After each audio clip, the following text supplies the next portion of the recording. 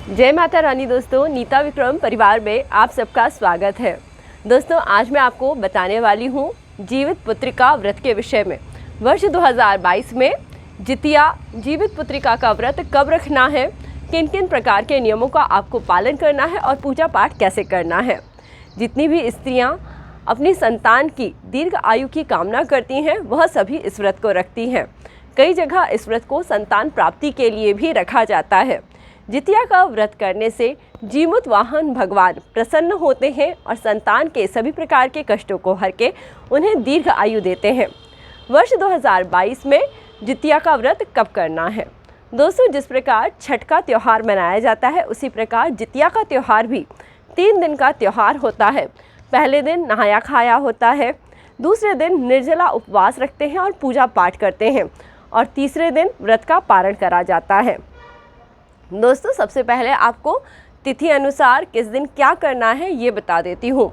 वर्ष 2022 में 17 सितंबर 2022 की तारीख को नहाया खाया मनाया जाएगा। 17 सितंबर को दोपहर से अष्टमी की तिथि प्रारंभ हो जाएगी। दोपहर में 2:14 से लेके 18 सितंबर को दोपहर में 4:32 तक अष्टमी की तिथि रहेगी।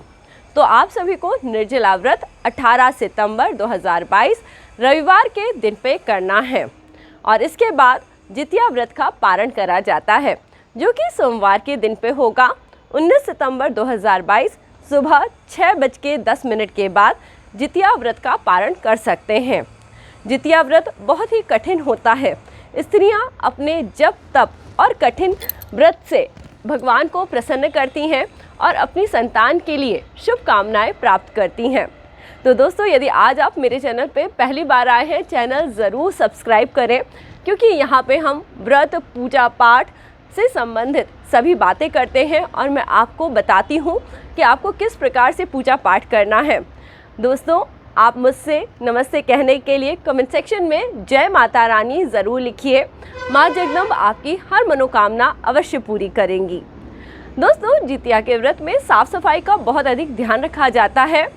तो 17 सितंबर, 18 सितंबर और 19 सितंबर इन तीनों ही दिनों पे घर में किसी भी प्रकार की तामसिक वस्तुओं का सेवन नहीं करा जाएगा। लहसुन प्याज नहीं खाया जाता है और मांस मदिरा का सेवन भी बिल्कुल नहीं करा जाता है। 17 सितंबर नहाया खाया है, तो जैसा कि इसके नाम से ही पता पड़ता है, सुबह के समय स्त्रियां उठती हैं, गंगा स्नान करती हैं। यदि आपके घर के आसपास गंगा नदी नहीं है, तो आप अपने घर में ही गंगा जल डाल के स्नान करें और बिल्कुल अपने घर को बहुत अच्छे से साफ़ करें। ख़ास तौर पे यदि आपके घर में छत है, तो छत की सफाई भी आपको करनी चाहिए। और उसके बाद अपने घर में नोनी का साग, मड़ुआ और इस प्रकार से जो भी नहाया खाया के भोजन होते हैं वह बनाए जाते हैं। स्त्रियां यह सभी भोजन अपने छत के चारों कोनों पर रखती हैं और ऐसा माना जाता है कि इन्हें चील और सियारन खाते हैं। इसके बाद वह जब एक बार भोजन कर लेती हैं, नहाया खाया में दोस्तों एक ही बार भोजन करते हैं और उसके बाद सीधे निर्जला उपवास शुरू हो जाता है।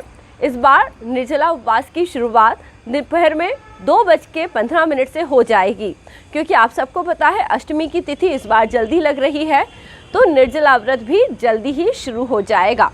इस बार बहुत लंबा यह निर्जला व्रत चलेगा, तो आपको निर्जला व्रत रखना है। निर्जला व्रत रखते समय लगातार भगवान के नाम का स्मरण करा जाता है। अगले दिन फिर से स्नान करके पूजा पाठ की तैयारी कराई जाती है। अब जैसे यदि किसी को पहले से संतान हो गई है, तो वह सभी तैयारी करे। यहाँ पे कुश के जीमुत वाहन बनाए जाते हैं, गोबर से सियारन, चील इत्यादि बनाए जाते हैं। अरियार बरियार का पौधा लगाया जाता है, एक छोटा तालाब बना के उसका पूजन इत्यादि करा जाता है। तो दोस्तों, यह सभी तैयारी करनी है। साथ में रोली, हल्दी, चंदन, चावल, यह सभी चीज़ें लेनी हैं। मार्केट में जितिया का लॉकेट मिलता है। यदि आप सामर्थ्यवान हैं तो आप सोने का जितिया खरीद सकते हैं। यदि आपके पास इतने पैसे नहीं हैं तो आप चांदी का जितिया बना के उसको धागे में गांठ लगा के पहन सकते हैं। तो दोस्तों इस दिन पे जब पूजा पाठ करा जाता है, स्त्रियां एकदम 16 श्रृंगार करती हैं। आप सुबह सुबह उठें, भगवान का ध्यान करें, भगवान श्री कृष्ण, भगवान शिव शंभू, भोलेनाथ, भगवान श्री हरि विष्णु सभी का ध्यान करके और सबसे ज़्यादा भगवान जीमूत वाहन का ध्यान करके इस दिन पे आपको पूजा पाठ करनी है। राजा शीलवाहन के पुत्र जीमूत वाहन का इस दिन पे पूजन होता है। वह आपके संतान के जीवन के सभी कष्टों को हर लेते हैं। इस दिन पे आपको 16 श्रृंगार करने हैं। पूरा का पूरा पूजा पाठ का सामान आपको तैयार करना है, जिसमें अरियार बरियार का पौधा लगाया जाता है। जैसा कि मैंने आपको बताया, एक छोटा सा तालाब कुंड बनाया जाता है और साथ ही साथ वहाँ पे आपको एक छोटा सा लोटा रख के कोई भी कलश स्थापित करें। कलश पे 5 टीके लगा दें, उसके अंदर थोड़ी हल्दी, थोड़ा पुष्प डालें, चौका बना के इस कलश को रखें और एक कटोरी के अंदर अपना जितिया का धागा रख दें। यदि आपके यहाँ पंडित जी आते हैं तो पंडित जी से यह सभी पूजा पाठ कराएं। केले का फल और अमरूद का फल और इसके अलावा सेब, यह चीज़ें यदि आप लड़के की कामना से या अपने लड़के की दीर्घ आयु के लिए व्रत कर रहे हैं तो रखें। और कई लोग चाहते हैं कि उनके सुंदर सी बिटिया हो जाए। वैसे दोस्तों ये कलयुग है, इस समय पे बहुत ही कम लोग हैं जो अपने घर में बेटियों को चाहते हैं। पर आपको मैं बता दूं, जिनके घर में भी बेटियां जन्म लेती हैं उनके सौभाग्य हो जाते हैं, यानी उनका भाग्य 100 गुना बढ़ जाता है। आप किसी भी प्रकार की मान्यता पे विश्वास रखते हैं तो अपनी बेटियों को आपको एकदम देवी का रूप मानना चाहिए। उनका पालन पोषण बहुत ही श्रद्धा और भक्ति के साथ करना चाहिए। आप देखेंगे जीवन में कभी आपको दुख कष्ट नहीं आएगा।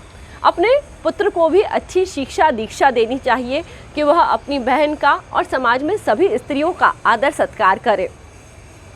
तो दोस्तों आप अपने बच्चों के लिए जब इस व्रत को कर रहे हैं, खास तौर पे लड़के की माता जितिया का व्रत करती है और लड़के के लिए ही यह व्रत करा जाता है।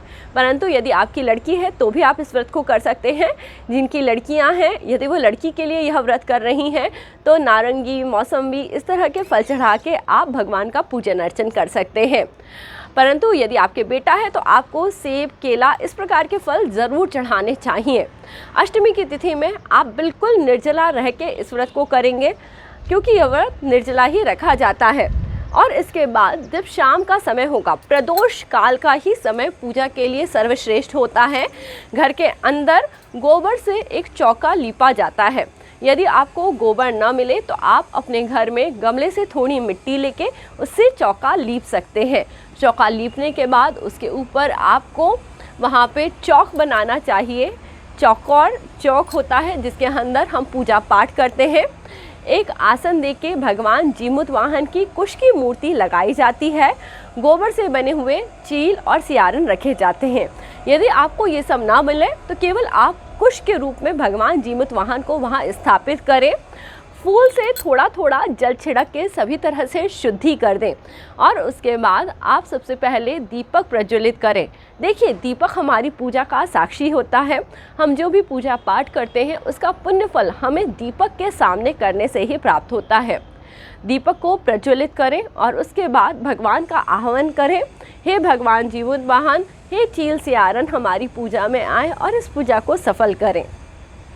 इसके बाद आपको भगवान को प्रसाद भोग लगाना चाहिए। पीले रंग का कपड़ा, ओढ़नी जो भी आपने अपने पास रखा हो या जो भी कपड़ा आपने इस दिन पे रखा हो, आपको वह चढ़ाना चाहिए। अरियार बरियार का जो पौधा है उसे थोड़ा अर्घ दे देना चाहिए। यदि आपको अरियार बरियार का पौधा ना मिले तो तुलसी का पौधा लें, उसको थोड़ा अर्घ दें, उसके ऊपर एक सुंदर दुपट्टा या चुन्नी लगाएं और भगवान जीमूत वाहन का भी टीका पूजन करना चाहिए। रोली, हल्दी, कुमकुम से टीका पूजन करें। चील सियारन का भी टीका पूजन करें। जो प्रसाद भोग आपने बनाया है वो भगवान को चढ़ाएं। 5 तरह के फल चढ़ाएं और वहाँ पे जो आपने कलश रखा है उसका भी पूजन अर्चन करें। इसके बाद आपको वहाँ पे बैठ के जितिया की व्रत की कथा सुननी चाहिए। अपने जो आपने जितिया लाया है, जो सोना या चांदी का है, उसका हल्दी कुमकुम रोली से पूजन करना चाहिए। कई लोग शाम के समय पूजा करते ही अपना जितिया पहन लेते हैं, परंतु कई जगह इस जितिया को अगले दिन सुबह पहना जाता है पारण करने के बाद। तो जैसा भी आपके यहाँ का कल्चर हो, आपके यहाँ आपकी सासू माँ, आपके घर के सभी लोग पूजा पाठ करते हैं, उसी हिसाब से आप भी करिए और जितिया का पूजा पाठ करें। और जब पूरी पूजा हो जाती है तो वहाँ पे जो दीपक होता है, कई जगह यह दीपक रात भर प्रज्वलित रखा जाता है, क्योंकि ऐसा माना जाता है कि भगवान जीवित वाहन वहाँ पे रहते हैं।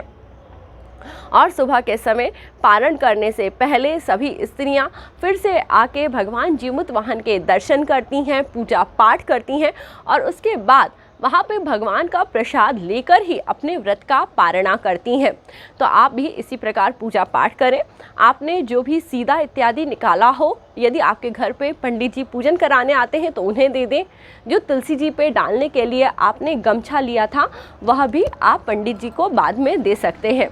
इस प्रकार से पूजा पाठ करा जाता है और अगले दिन व्रत का पारणा करा जाता है। देखिए, जितिया का यह व्रत बहुत ही श्रद्धा और भक्ति के साथ मनाया जाता है। ऐसा माना जाता है जीवन में जो भी कष्ट आते हैं, यदि भगवान हमारा साथ देते हैं तो उनसे हमारी रक्षा होती है।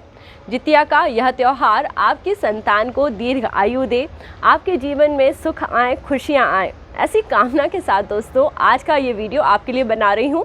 वीडियो यदि पसंद आएगा तो वीडियो को लाइक करने के साथ ही साथ चैनल भी सब्सक्राइब करें। बहुत दिनों बाद नीता विक्रम चैनल पे आज यह वीडियो आ रहा है। लंबे समय से मेरी थोड़ी सी स्वास्थ्य की परेशानी चल रही थी और आप सबको पता है, जैसा कि अभी मैं अपने नए घर में शिफ्ट हो गई हूँ, यानी मैं पहले विदेश में रहती थी, अभी अब इंडिया आई हुई हूँ, तो यहाँ पे थोड़ा समय नहीं मिल पाता, इसलिए कहीं ना कहीं आप लोगों के साथ बातचीत नहीं हो पाती है। परंतु कोशिश करूँगी नियमित तौर पे आपके लिए वीडियो बनाऊँ, जिससे कि आप पूजा पाठ कर सकें, आपकी पूजा पाठ पूर्ण हो सके। आप भी मुझे सहयोग करें और चैनल से ज़रूर जुड़े रहें। अगली बार एक नया वीडियो लेके आपसे जल्द ही मिलूँगी। तब तक के लिए जय माता रानी।